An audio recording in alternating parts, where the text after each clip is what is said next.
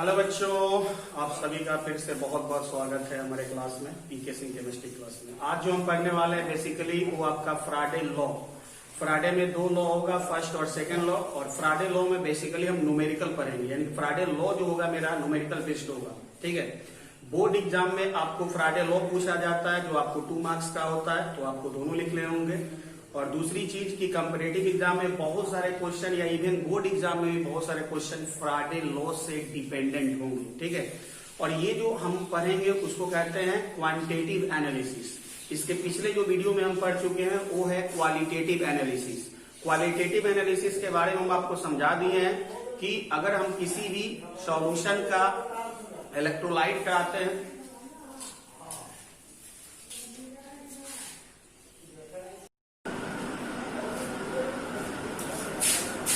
Hello बच्चों, आप सभी का बहुत बहुत स्वागत है हमारे क्लास में। आज जो हम पढ़ने वाले हैं बच्चों वो मुख्य रूप से फ्राडे law.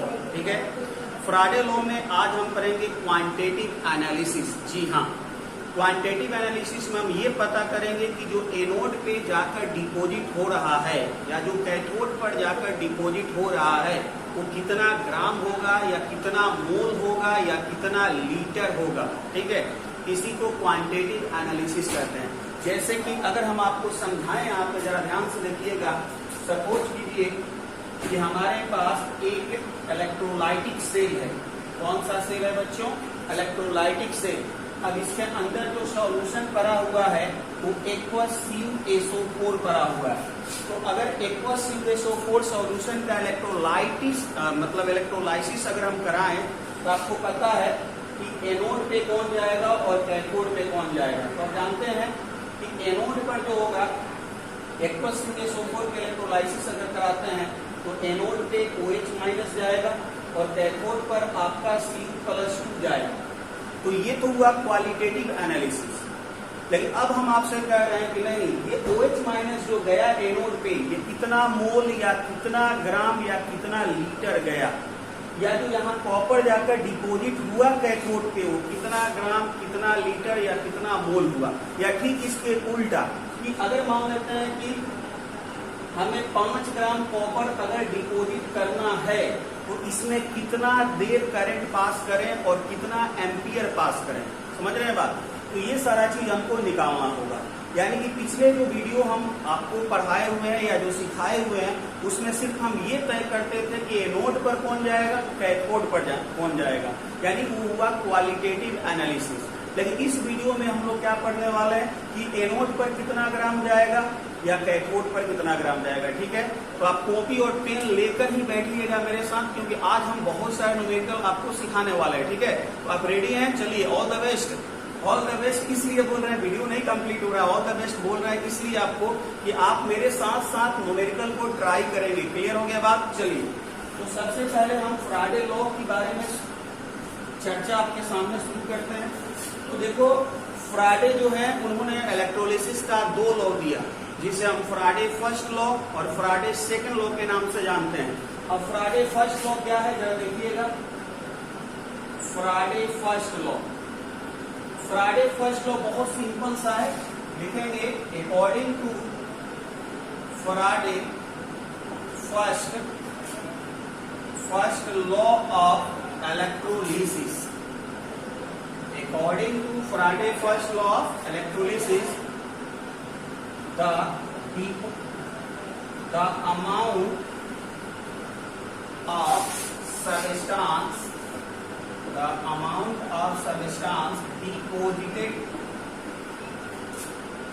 deposited or amount of gas liberated at anode or cathode is directly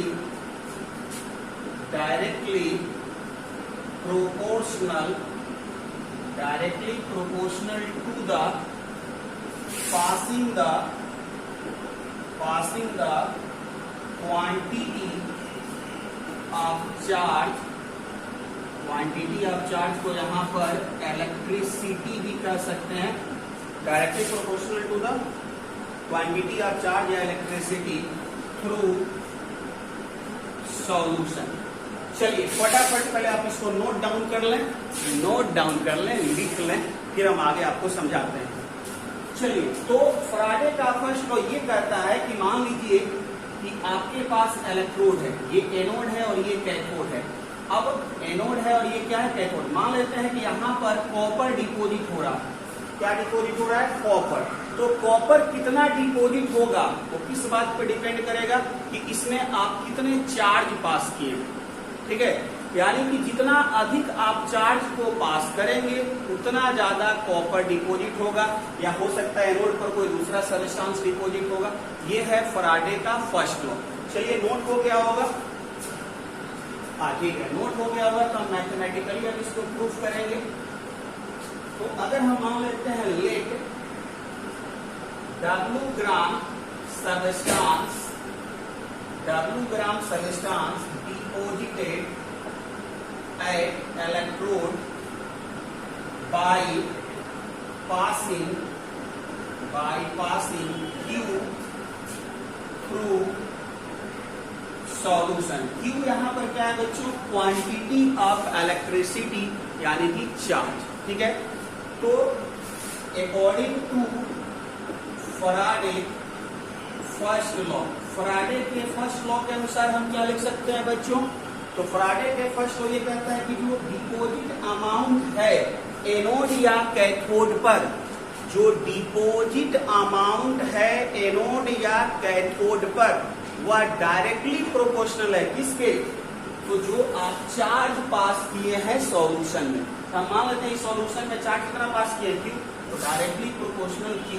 अब W इक्वल टू प्रोपोर्शनल का साइन हटाएंगे, कांस्टेंट टर्म आएगा और वो कांस्टेंट टर्म होता है Z Q। चलिए ठीक है, कितना लिखा गया, Z को कहते हैं यहाँ पर इलेक्ट्रो केमिकल इक्विवेलेंट। Z को क्या कहते हैं, इलेक्ट्रोकेमिकल इक्विवेलेंट। जो Z होता है वो केटाइन और एनाइन के अनुसार चेंज होते रहता है। Z यानी इलेक्ट्रोकेमिकल इक्विवेलेंट चेंज होते रहेगा जब केटाइन और एनाइन आपका चेंज होगा। चलिए तो पहले आप इसको नोट डाउन करेंगे जल्दी से, फिर आगे बढ़ते हैं यहां से। अच्छा Q क्या है, तो चार्ज है। अब मान लीजिए कि ये आपके पास कोई टर्मिनल है, ये मान लीजिए कोई आपके पास टर्मिनल है, ये पॉजिटिव है और ये क्या है, निगेटिव है। अब यहां से मान लेते हैं कि आप जो है 5 एम्पियर करंट पास कर रहे हैं 5 मिनट तक। तो बताइए कि कितना चार्ज पास हुआ, बता सकते हैं ना, हाँ बिल्कुल सही सोच रहे हैं। तो चार्ज यहाँ पर होगा Q इक्वल टू IT। ये आपको पता होगा फिजिक्स वगैरह या पहले भी पढ़े होंगे कि अगर हमारा सर्किट में करंट दौड़ रहा है तो उस करंट और कितना देर दौड़ रहा का प्रोडक्ट ले लो तो वही आपको चार्ज बता देगा। तो हमने माना कि सर्किट में 5 एम्पियर करंट का फ्लो हो रहा है और हम कितना देर फ्लो कराए, तो 5 मिनट फ्लो कराए, तो कितना चार्ज यहाँ से फ्लो हुआ, तो आप लिख सकते हैं करंट इनटू टाइम। चलिए तो अब इसका यूज करेंगे, तो यहां से आप आगे लिख सकते हैं but Q equal to IT, Q equal to IT put कीजिए यहां से। तो W इक्वल टू ZQ होता है, तो W equal to Z into IT। चलिए अब सारे टर्म से आप परिचित हैं। W क्या है, तो कितना ग्राम डिपोजिट हुआ सबस्टांस एनोड या कैथोड में। Z क्या है, एक कांस्टेंट है जिसे कहते हैं इलेक्ट्रोकेमिकल इक्विवेलेंट। I क्या है, तो सॉल्यूशन में आपने कितना एम्पियर करंट को पास किया। T क्या है, तो कितना देर करंट पास हुआ, ठीक है। हाँ यूनिट यहाँ पर ध्यान रखेंगे, W को हमेशा ग्राम में रखना है, मास को हमेशा ग्राम में, I को हमेशा एम्पियर में और टाइम को हमेशा सेकंड में। अगर इनमें से किसी का यूनिट अलग हो तो चेंज करके इनमें ला लेना है, यानी मास को हमेशा ग्राम में यूज करना, करंट को हमेशा एम्पियर में और टाइम को हमेशा सेकंड में। चलिए नोट करेंगे इसको जल्दी से। अब इसके बाद आगे बढ़ेंगे यहां से, और आपको कई बार एग्जाम में ये भी पूछ देता है कि व्हाट इज या define electro chemical equivalent. Define electrochemical equivalent, यानी आपसे बच्चों जेड को डिफाइन करने के लिए पूछ देता है कई बार। तो देखिए क्या है जरा, W इक्वल टू आपके पास क्या मिला है, जेड क्यू, यानी कि W इक्वल टू हम लिख सकते हैं जेड और क्यू के जगह पर क्या लिख सकते हैं आई टी। अब जरा ध्यान से सोचो कि 1 एम्पियर करंट अगर 1 सेकेंड पास करें, 1 एम्पियर करंट 1 सेकेंड पास करें, इफ करंट लें 1 एम्पियर और टाइम लें 1 सेकेंड, तो W का वैल्यू क्या मिला, जेड मिला, या हम ये कह सकते हैं कि जेड का वैल्यू क्या मिला, W मिला। कहने का मीनिंग ये हुआ कि किसी भी इलेक्ट्रोलाइटिक सॉल्यूशन में 1 एम्पियर करंट 1 सेकेंड पास करने पर जितना सब्सटेंस डिपोजिट होगा वही आपका इलेक्ट्रोकेमिकल क्या कहलाएगा, इक्विवेलेंट कहलाएगा। क्लियर हो गया। इसको नोट करने से पहले आप डेफिनेशन को लिख लेंगे, यहां पे लिख देते हैं क्या है डेफिनेशन, जल्दी से देख लीजिएगा। तो लिखेंगे the amount of substance, the amount of substance deposited by passing 1 ampere current, by 1 ampere current through solution in 1 second is called electrochemical equivalent, electrochemical equivalent। Clear हो गया बात। 1 सेकेंड तक 1 एम्पियर करंट पास करेंगे, जितना deposit होगा substance anode या cathode पर वही कहलाएगा इलेक्ट्रोकेमिकल इक्विवेलेंट। क्लियर हो गया बात। और ये क्वेश्चन भी बोर्ड एग्जाम में हजारों बार पूछे गए, हजारों बार नहीं, ज्यादा हो गया मतलब जो होगा 2-4-10 बार अभी तक पूछे जा चुके हैं, फिर नेक्स्ट टाइम भी पूछने के चांसेज हैं। तो ठीक है, इसको नोट कर लो। पहले डेफिनेशन लिख लेना और बाकी यहाँ पे प्रूफ दिखा दिए हैं कि आई और टी का वैल्यू अगर 1 पुट करेगा तो W क्या मिल गया, जेड, यानी जेड किसके बराबर हो गया, तो कितना ग्राम डिपोजिट हुआ उसके बराबर हो गया। चलो इसको नोट करो जल्दी से। चलो हो गया होगा, बहुत बढ़िया। तो ये था बच्चों फैराडे फर्स्ट लॉ। हाँ, एक बात और ध्यान रखना, कि जो जेड होता है वो E/F होता है। बस अब इतना लिख लो, आगे इसके बारे में डिस्कस करेंगे। E के बारे में आपको पता होना चाहिए इक्विवेलेंट वेट, और F के बारे में पता होना चाहिए फैराडे कांस्टेंट। क्लियर हो गया बात। जेड जो होता है ये क्या होता है, E/F। E is the equivalent weight of substance and F is the Faraday constant. अभी इसको केवल नोट कर लो, आगे क्या इसका यूज है हम आपको सिखाएंगे। ठीक है, चलिए तो ये था फैराडे फर्स्ट लॉ, लेकिन अभी बाकी है बच्चों फैराडे सेकंड लॉ। कौन सा बाकी है, फैराडे सेकंड लॉ। तो दूसरा हेडिंग लगाओ, Faraday second law of electrolysis. Faraday second law of electrolysis. अब जरा ध्यान से समझने की कोशिश करो। फर्स्ट लॉ तो कंप्लीट हो गया, सेकंड लॉ में क्या है, तो पहले डेफिनेशन लिख देते हैं, फिर उसका एप्लीकेशन आपको बिल्कुल इत्मीनान से समझाने वाले हैं। बिल्कुल आहिस्ता आहिस्ता हमें चलना है। ठीक है, अब यहां से देखो फैराडे सेकंड लॉ क्या कहता है। तो according to second law of Faraday, when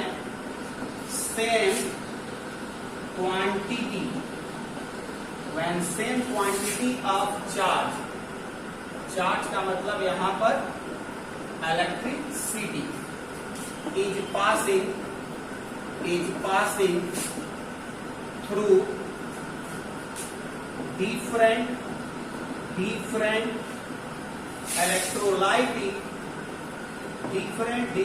electrolytic solution, then the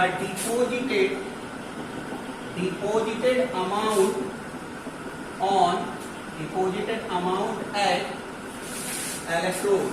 अब इलेक्ट्रोड का मतलब तो आप समझ चुके हो, एनोड नहीं तो cathode, is directly proportional directly proportional to their equivalent weight, directly proportional to their equivalent weight. पहले आप इत्मीनान से आप इसको नोट डाउन कर लें, फिर हम आपको एप्लीकेशन समझाते हैं। क्लियर? चलिए, नोट हो गया होगा। अब जरा समझिए कि हमारे पास दो डिफरेंट सॉल्यूशन है। ये सॉल्यूशन है CuSO4 का और ये सॉल्यूशन है ZnSO4 का। ठीक है जी, हमने दो डिफरेंट इलेक्ट्रोलाइट सॉल्यूशन लिया, यानी कि दो इलेक्ट्रोलाइटिक सेल है मेरे पास, जिसमें एक में रखा कॉपर सल्फेट, दूसरे में रखा जिंक सल्फेट। क्लियर हो गया बात? अब करना क्या है हमें, तो फराडे ने कहा कि डिफरेंट इलेक्ट्रोलाइट सॉल्यूशन लो, लेकिन same quantity of electricity pass करो, सेम क्वांटिटी ऑफ चार्ज दो। क्लियर हो गया बात? अब सेम क्वांटिटी ऑफ चार्ज का मतलब ये हुआ कि अगर यहाँ पे Q हम दे रहे हैं तो यहाँ पर भी Q ही दे रहे हैं, या यूं समझो कि यहाँ पे जो चार्ज हम पास किए उसका वैल्यू अगर x है तो यहाँ पे जो पास किए उसका भी वैल्यू क्या है, x है। अब Q निकलेगा कैसे? Q निकालने का सिंपल एज दैट क्या, ID, Q equal to what, Q equal to ID। यानी कि अगर इसमें 2 एम्पियर करंट पास कर रहे हैं तो इसमें भी 2 एम्पियर पास करेंगे, इसमें अगर 5 मिनट पास कर रहे हैं तो इसमें भी 5 मिनट पास करेंगे, तो दोनों का Q equal to ID meter क्या देगा, सेम देगा। तो सेम क्वांटिटी ऑफ चार्ज देना है, लेकिन सॉल्यूशन दोनों का क्या रखना है, डिफरेंट। तब ये पाया गया कि यहाँ पे जो डिपोजिट अमाउंट होगा एनोड या कैथोड पे, ये अपने इक्विवेलेंट वेट के डायरेक्टली, और यहाँ पर जो डिपोजिट अमाउंट होगा एनोड या कैथोड पे, ये अपने इक्विवेलेंट वेट के डायरेक्टली प्रोपोर्शनल होगा। क्लियर हो गया बात? यानी कि यहां से हम लिख सकते हैं कि WCU डायरेक्टली प्रोपोर्शनल होगा ECU के,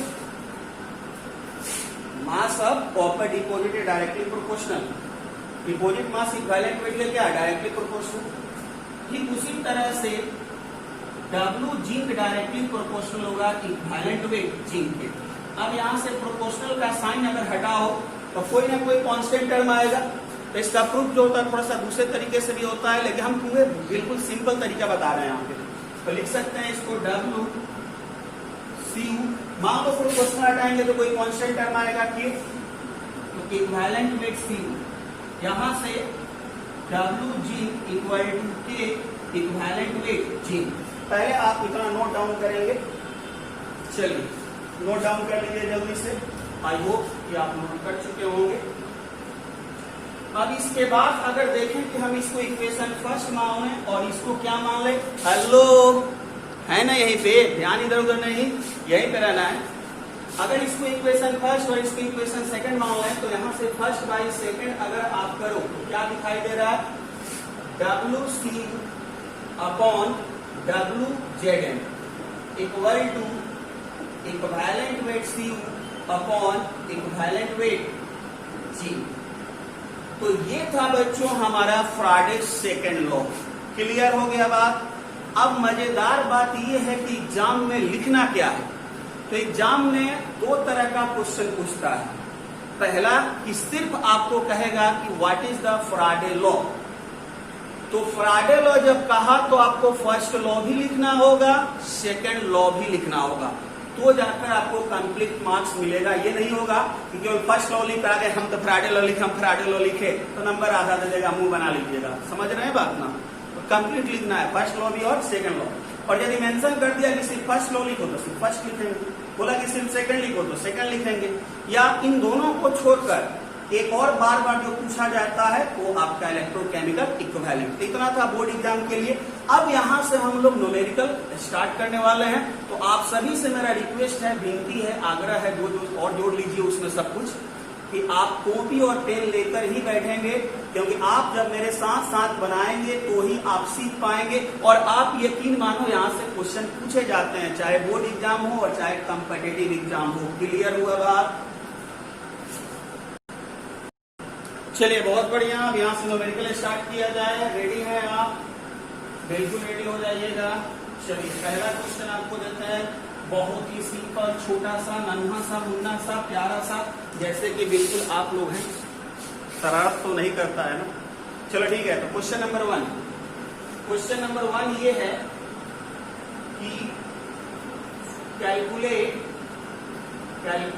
deposited amount of copper, calculate deposited amount of copper when 965 coulomb charge is passing through CuSO4 aqueous solution। अब देखो ये मत सोचो कि कौन जा रहा है एनोड पे कौन जा रहा है कैथोड पे, सीधा सा कह दिया कि CuSO4 सॉल्यूशन है जिसमें आप चार्ज को पास किए हैं, तो बता दीजिए कि कितना करंट वगैरह जो होगा, कितना करंट जो होगा आपको मिलेगा, यही सारी चीज आपसे पूछ रहा है। चलिए तो कोई मुश्किल काम है नहीं, क्या कर सकते हैं जरा सोचिए यहाँ पे।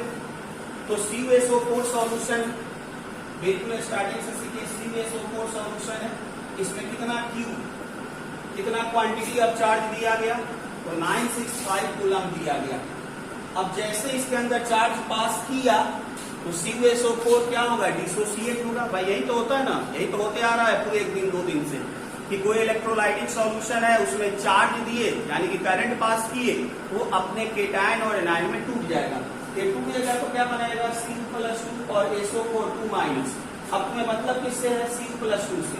अब Cu+2 इतना तो समझ में आ रहा है कि पॉजिटिव वाला कहाँ जाता है, कैथोड पे, और कैथोड पे जाएगा तो रिडक्शन करेगा, तो ये अपना रिडक्शन कर लेगा। Cu बन जाएगा, कितना इलेक्ट्रॉन लेगा, 2 इलेक्ट्रॉन। ठीक है, अब आपसे यही पूछा है ये कि जब हम 965 कूलम दे रहे हैं तो कितना ग्राम कॉपर डिपोजिट होगा। आप जरा समझने की कोशिश करो, इस रिएक्शन को थोड़ा और अच्छे से लिखते हैं। 2 इलेक्ट्रॉन ले रहा है, Cu2+ से कहाँ जा रहा है, C। अब देखो इसका 2 मेथड होगा बनाने का, एक तो यूनिटरी मेथड होगा और दूसरा डायरेक्ट फार्मूला से बताएंगे। तो पहले हम इसका यूनिटरी मेथड बताते हैं, फिर फार्मूला से बताते हैं, दोनों में 2-3 क्वेश्चन सिखाएंगे। अब देखो हो क्या रहा है, जब ये कितना इलेक्ट्रॉन एक्सेप्ट कर रहा है, 2 इलेक्ट्रॉन, तो यहाँ पर 2 इलेक्ट्रॉन नहीं कहेंगे, 2 मोल इलेक्ट्रॉन कहेंगे। क्या कहेंगे, 2 मोल इलेक्ट्रॉन। अच्छा एक बात और, इस क्वेश्चन पे आते हैं वापस, एक बात और समझो यहाँ पे कि 1 फराडे कितना होता है, तो 1 फराडे होता है 96500 कूलम। इस बात को ध्यान रखना, ठीक है। 1 फराडे होता है 96500 कूलम, और ये आया कहां से, तो ये जो होता है चार्ज ऑन 1 मोल इलेक्ट्रॉन, यानी बच्चों 1 मोल इलेक्ट्रॉन का जो चार्ज होता है वही कहलाता है 1 फराडे, जिसका वैल्यू लगभग होता है 96500 कूलम। क्लियर हो गया बात ना, चार्ज ऑन 1 मोल इलेक्ट्रॉन। अब कैसे यहाँ पे थोड़ा सा प्रूफ करते हैं, चलो ठीक है प्रूफ कर देते हैं। चार्ज एन इलेक्ट्रॉन, 1 इलेक्ट्रॉन पर चार्ज कितना होता है, 1.6 × 10⁻⁻90 1 इलेक्ट्रॉन के लिए चार्ज होता है। इसलिए चार्ज ऑन 1 मोल इलेक्ट्रॉन, तो अब 1 मोल पे, सॉरी 1 इलेक्ट्रॉन पे इतना चार्ज है, तो तुम खुद सोचो कि 1 मोल में कितना होगा। 1 मोल में कितने इलेक्ट्रॉन होते हैं, 6.023 × 10⁻23 × 1.6 × 10⁻⁻90 1 इलेक्ट्रॉन का चार्ज है, तो हम 1 मोल का निकालना, तो 1 मोल में जो इलेक्ट्रॉन की संख्या है उससे मल्टीप्लाई कर दिए, और इसको देखेगा तो ये करीब करीब 96500 कूलम आता है, जिसको 1 फराडे कहते हैं। आप इसको नोट कर लेंगे कहीं साइड में, ठीक है, आप इसको नोट कर लेंगे कहीं साइड में। चलिए तो फिलहाल जो होगा आप 1 फराडे क्या होता है आपको क्लियर हो गया। अब यहाँ पे दूसरा चीज हम आपको सिखाने वाले हैं, हाँ, कि यहाँ कॉपर कितना मोल डिपोजिट हो रहा है बच्चों, 1 मोल। कॉपर कितना डिपोजिट हो रहा है, 1 मोल। कब, जब 2 इलेक्ट्रॉन एक्सेप्ट कर रहा है, तो तुम 2 इलेक्ट्रॉन नहीं कहेगा, क्या कहेगा, 2 मोल कहेगा। अब 2 मोल इलेक्ट्रॉन का चार्ज का मतलब कितना हुआ, 2F, और 2F का मतलब क्या हुआ, 2 × 96500 कूलम। यानी कि जब इसको 2 इलेक्ट्रॉन का मतलब क्या, 2 मोल इलेक्ट्रॉन, और 2 मोल इलेक्ट्रॉन का मतलब चार्ज कितना हो गया, 2F। अगर हम इसको 2F दें, 1 मोल कॉपर दे रहा है, तो यहां से लिख सकते हो ना कि 2F जब दे रहा है तो कितना, 1 मोल तुमको क्या मिल रहा है, कॉपर मिल रहा है। अब 2F का मतलब क्या होगा, तो 2 × 96500 कूलम जब तुम चार्ज दिया तब तुम्हें 1 मोल कॉपर मिल रहा है। और 1 मोल कॉपर का मास क्या होगा बच्चों? Atomic mass. किसी भी एलिमेंट के 1 मोल का मास अगर हम पूछें तो हम उसके एटॉमिक मास के इक्वल बताते हैं, ठीक है। जैसे अगर हम आपसे कहें कि मास ऑफ 1 मोल सोडियम, तो आप बताएंगे 23 ग्राम। कारण कि एटॉमिक मास सोडियम कितना होता है? 23, ठीक है। अगर हम आपसे कहें कि मास ऑफ 1 मोल कॉपर, तो आप क्या बताएंगे? 63.5 ग्राम। क्यों? क्योंकि कॉपर का एटॉमिक मास 63.5 ग्राम है। तो आप समझ गए होंगे कि जब भी हम 1 मोल सबस्टांस यानी 1 मोल एलिमेंट का मास पूछें तो आप किसके बराबर बताएंगे? एटॉमिक मास के बराबर बताएंगे। तो यहाँ पर 1 मोल कॉपर है, तो 1 मोल कॉपर का मास क्या? इसका एटॉमिक मास जो होता है 63.5 ग्राम। तो अब हम आपसे कहें कि 1 कितना कूलम में कितना ग्राम जमा हो रहा है कॉपर, तो अगर हम आपसे कहें कि 1 कूलम पास करें तो कितना जमा होगा? तो 63.5 अपॉन 2 into 96500 1 कूलम में। लेकिन 1 कूलम में हमें नहीं निकालना है, हमें कितना में निकालना है? 965 कूलम में। 965 में 1 में निकल गया, तो 965 में निकालना तो बहुत आसान है। 63.5 2 into 96500 into कितना हो जाएगा? 965। अब समझ रहे हो कि कट जाएगा, कितना बार कटेगा? तो ये आपका कट जाएगा 100 बार में।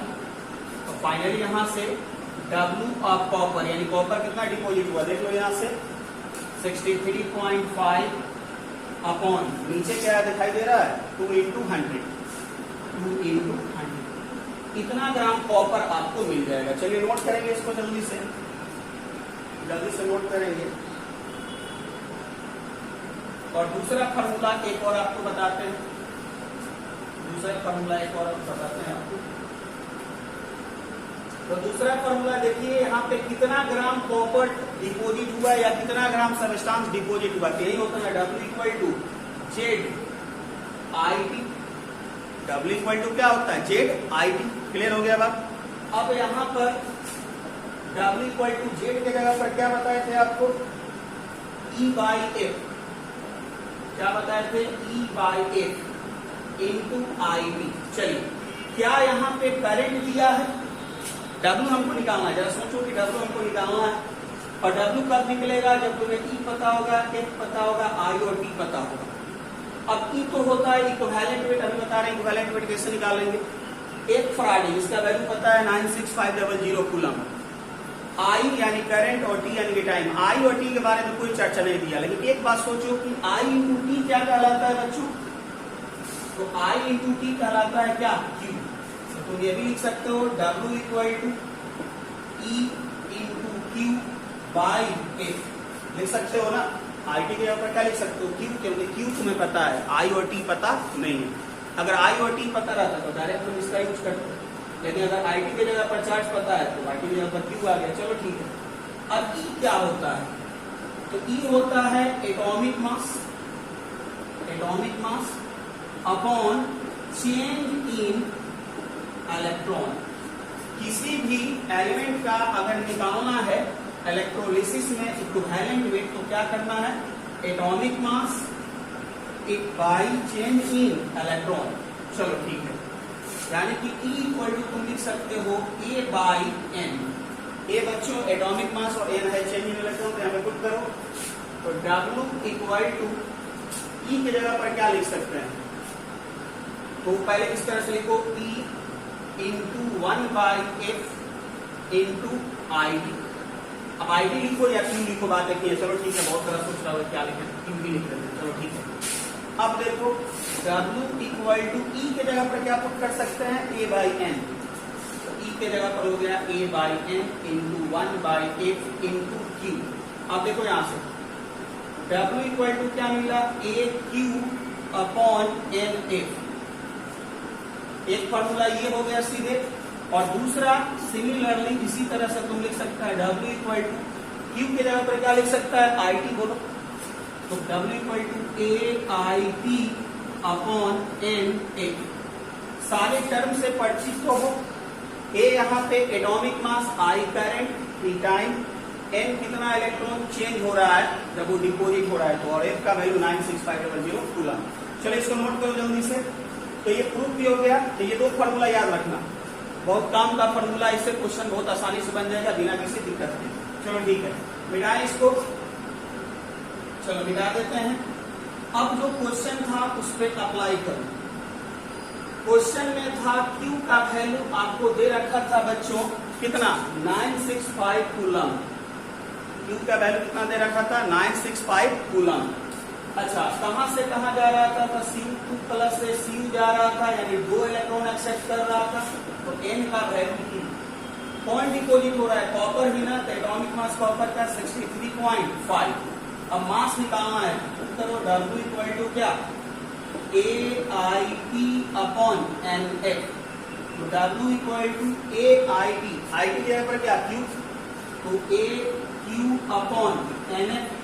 अब देखो A एटॉमिक मास है 63.5 इंटू Q तुम्हारा चार्ज है 965 upon N change in electron 2 into Faraday constant 96500 coulomb. चलो दिखाई दे रहा होगा साफ साफ। अब ये कट जाएगा कितना बार में, 100 बार में। देखो यहाँ पे W कॉपर कितना मिल गया, 63.5 अपॉन 2 इंटू 100 यानी कि 200। अब कितना से जो आएगा सॉल्व करके वो तुम्हारा आंसर होगा। तो तुम दोनों में से किसी मेथड को बना सकते हो, लेकिन सीखना दोनों मेथड आपके लिए जरूरी है। जल्दी से नोट करेंगे, सेकंड क्वेश्चन में बढ़ने वाले हैं। चलिए हो गया होगा। अब आते हैं सेकंड क्वेश्चन पे।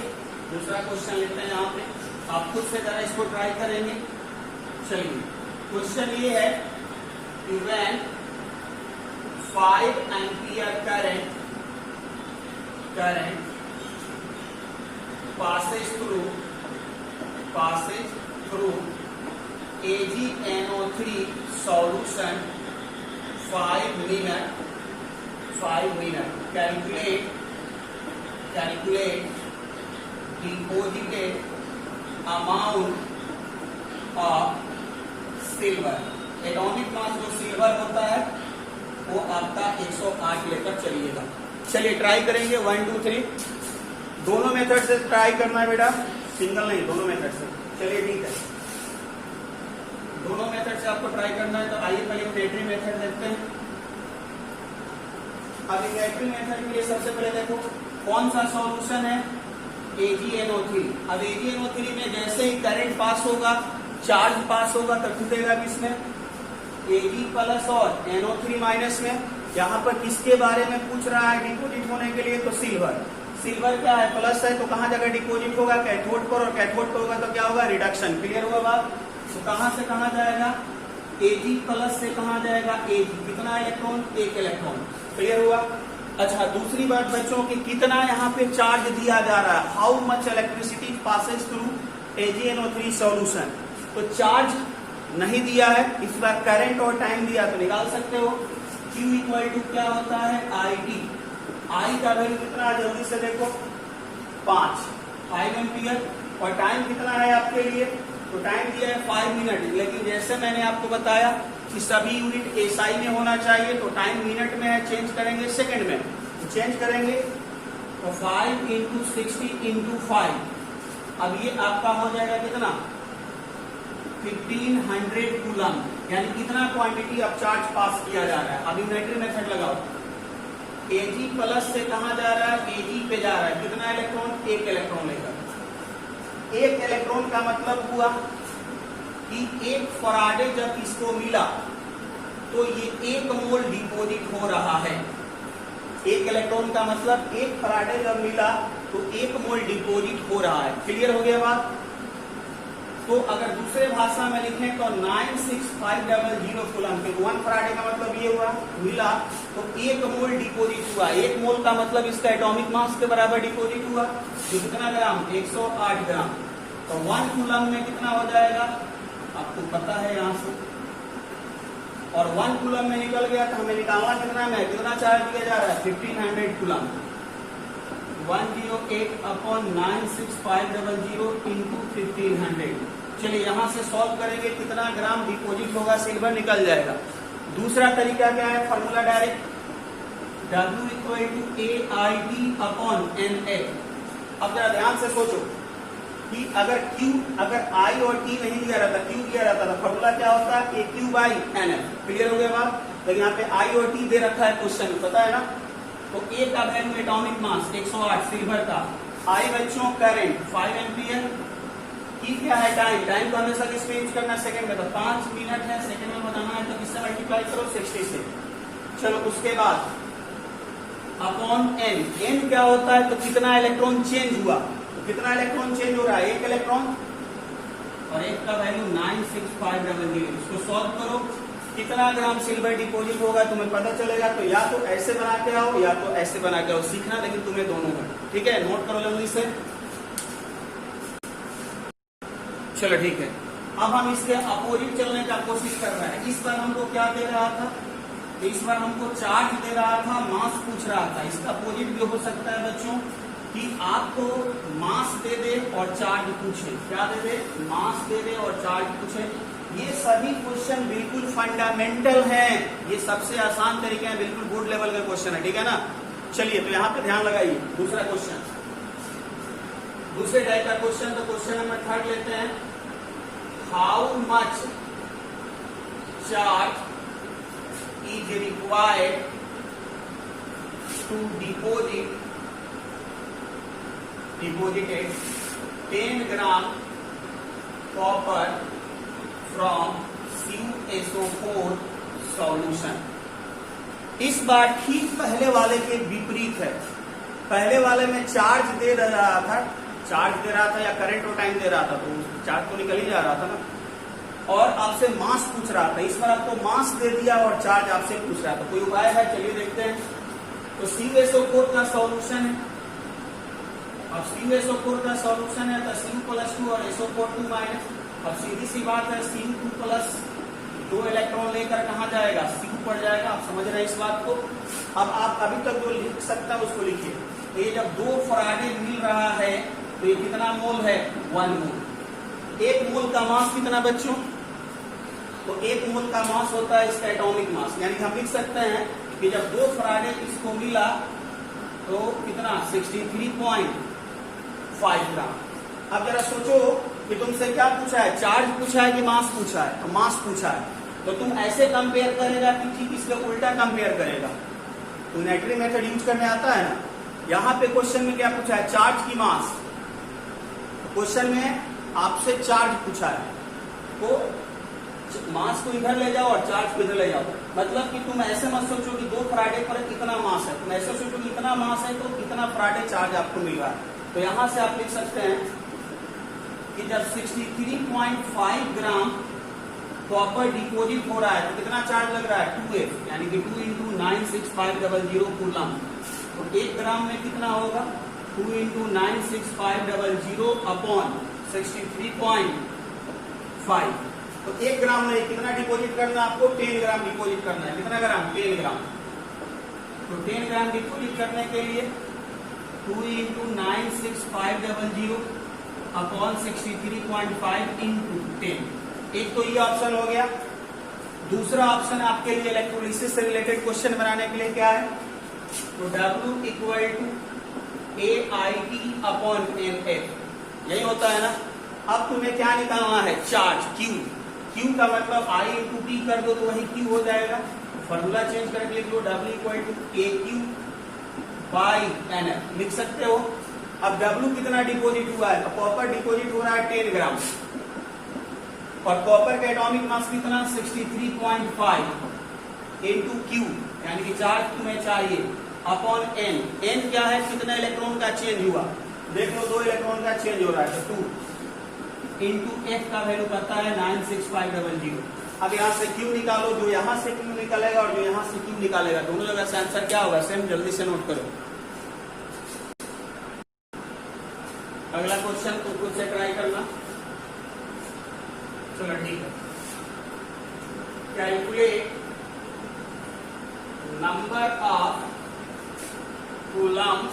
कूलम्स का मतलब यहाँ पर क्या है? Charge. Is required to deposit 40 gram aluminium from molten AlCl3 solution. चलो ट्राई करो जल्दी से। एटॉमिक मास एल्युमिनियम कितना होता है बच्चों? 27 होता है। दोनों मेथड से ट्राई करना है आपको, एक मेथड से नहीं। चलिए जल्दी से ट्राई करेंगे। हो गया? अरे हो गया कि नहीं हुआ? कॉर्नर में घुस के आकर मारेंगे, नहीं बनाएगा तो।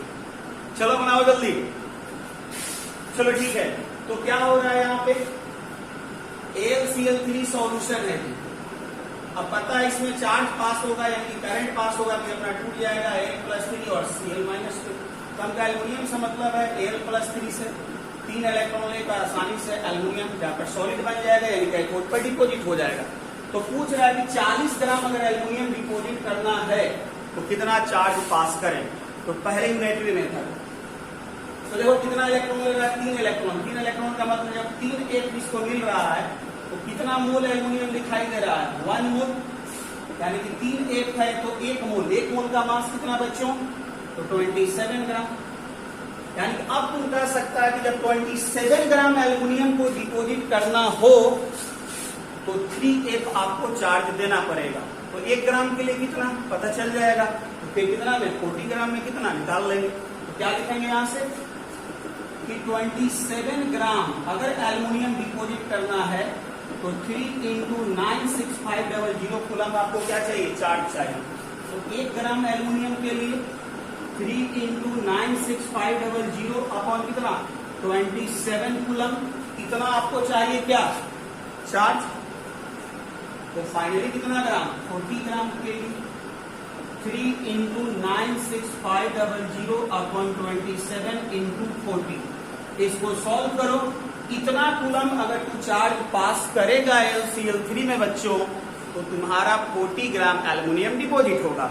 Second method direct W = AIT upon NF। अब देखो यहाँ पे चार्ज पूछ रहा है, तो चेंज कर दो। A × Q upon NF। बोलो लिख सकते हो या नहीं लिख सकते हो? लिख सकते हो। W कितना डिपोजिट हुआ? तो कह रहा है 40 ग्राम डिपोजिट हुआ। A क्या होता है? तो जो डिपोजिट हुआ उसका एटॉमिक मास, तो एल्युमिनियम हुआ, एटॉमिक मास 27। Q निकालना है। अब N क्या है? तो कितना इलेक्ट्रॉन का चेंज हो रहा है? तो 3 इलेक्ट्रॉन का चेंज हो रहा है, 96500। अब यहां से Q निकालो। जो यहां से Q आएगा वही Q यहां से आएगा। तो आज हम आपको 2 मेथड सिखाए हैं सिर्फ कि अगर चार्ज दिया है तो मास कैसे निकाल सकते हैं और मास दिया है तो चार्ज कैसे निकाल सकते हैं। ठीक है, अब इस वीडियो को हम इसी पे क्लोज करेंगे और एक अगला जो वीडियो मेरा होगा उसमें थोड़ा सा एडवांस टाइप के न्यूमेरिकल होगा, जिसमें 8-10 क्वेश्चन हम आपको कराने का कोशिश करेंगे। वो थोड़ा सा एडवांस होगा। तत्काल आप ये जो 4 क्वेश्चन दिए हैं इसका यूनिटरी मेथड मस्ट भी आप अच्छे से कंप्लीट कर लीजिएगा। फॉर्मूला तो पता ही है, लेकिन जब एडवांस लेवल के क्वेश्चन आएंगे तो यूनिटरी मेथड ही आपका काम आने वाला है। ठीक है, तो आप पढ़ाई करते रहें। All the best.